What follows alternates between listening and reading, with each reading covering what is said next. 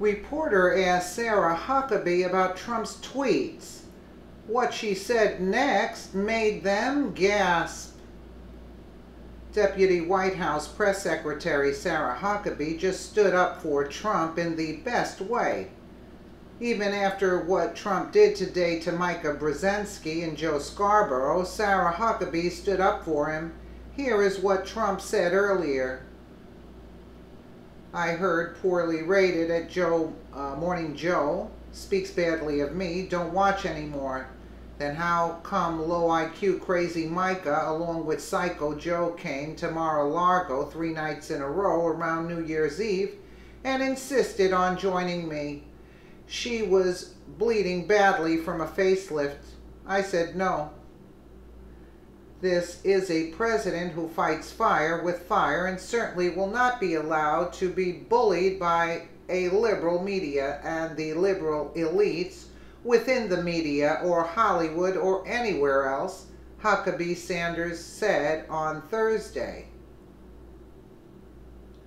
Trump is fighting fire with fire. These reporters are vicious and then cry foul the moment anyone responds to them. I mean, just look at what Micah tweeted the other day. Made for little hands. 20 minutes after Trump attacked her on social media, she showed the little hands graphic to try and insult him. Brzezinski chimed in and said that the president is a proven liar and is making House Republicans look like fools. She also made fun of his hands on the show. Share this if you think that the media is getting outright disgusting. Give Sarah Sanders a thank you for standing up for our president against these media monsters. Let's take a quick listen. Sahrah Huckabee struggles to defend Trump's tweets attacking Morning Joe. I think we're always looking for ways to add additional flexibilities and something certainly to be considered. What about the Republicans who are criticizing the president? I want to go back to the shooting and remember what President Trump said then. He said, our country will perhaps become closer, more unified, so important. Does his tweet this morning, his series of tweets, help to unify the country? Again, Kristen, I think I've asked, and this question has been asked, and I've answered it several times. Do you help to unify the country to do what he said he wanted to see happen in the wake of that shooting? Look, again, I think that the president is pushing back against people who attack him day after day after day. Where's the outrage on that? You guys are constantly coming and asking, like, is this okay? He does it one time. This is day after day after day. And it's not just the president. The only person that I see a war on is this president and everybody that works for him. Two questions to follow up on that. One is that I understand your point, but he is the president of the United States. They are cable news anchors, so he has to stand to a higher standard.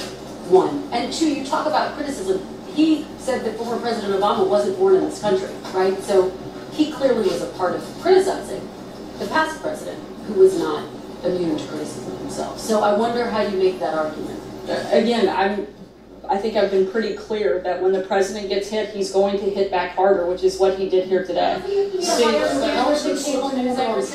have to meet a higher standard than cable news anchors? Look, I don't think you can expect someone to be personally attacked day after day, minute by minute, and sit back. Look, the American people elected a fighter. They didn't elect somebody to sit back and do nothing. They knew what they were getting when they voted for Donald Trump, and he won overwhelmingly. Sarah, how is insulting a woman on Twitter being a fighter? What about the impact of statements like this on his effectiveness? There was a Marist poll this week that said 68% of registered voters said the president's tweets are reckless and distracting. Only 22% say that they're effective and informative. And Republicans on this question are split down the middle. Half of Republicans say that they're reckless and distracting. So how Yeah, what polls did you see? This is something the president must do. I answered this question yesterday in regards to the poll. I think anytime the president has a chance to speak directly to the American people, it's a good thing. Absolutely. How do you feel about the president attacking another woman specifically for her looks, and what does that show as an example to how men should be treating other women? Look, everybody wants to make this an attack on a woman and equality. What about the constant attacks that he receives or the rest of us? I'm a woman and I've been attacked by this show multiple times, but I don't cry foul because of it. I think that, you know, you want to create this false narrative. One hand, it's like, let's treat everybody equally, and on the other hand, they attack, and he responds, and apparently that's wrong. I'm sorry, guys, I've answered this question. And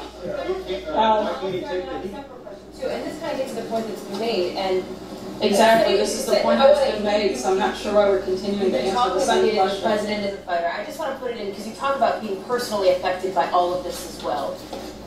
And that nothing is wrong with the president fighting fire with fire is the argument that you're making. So I would ask this to you sort of on a personal level. You have stood here and talked about your family from this podium.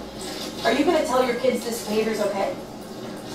Look, I've been asked before when it comes to role models as a person of faith. I think we all have one perfect role model. And when I'm asked that question, I point to God, I point to my faith, and that's where I would tell my kids to look. None of us are perfect. And certainly, there's only one that is, and that's where I would point that direction. I want to ask you my follow-up question just on more policy points with the G20 coming up next That would week. be a change in tone policy. I disagree with that. Or maybe not.